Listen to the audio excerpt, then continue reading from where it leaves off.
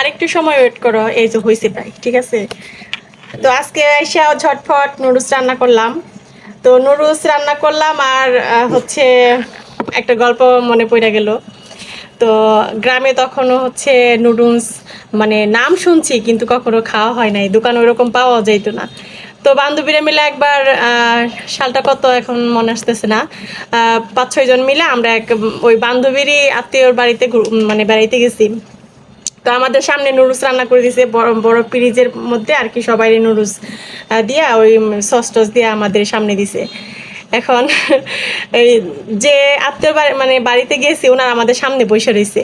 তো ওনারা বসে রয়েছে এই লম্বা লম্বা নুডলস আমি কিভাবে খাই, আমি একজনের দিকে তাকাই, ও আমার দিকে তাকায়, ও আমার দিকে তাকায়, মানে সবাই সবার দিকে তাকাইতেছি কিন্তু কেউ আর খাচ্ছি না।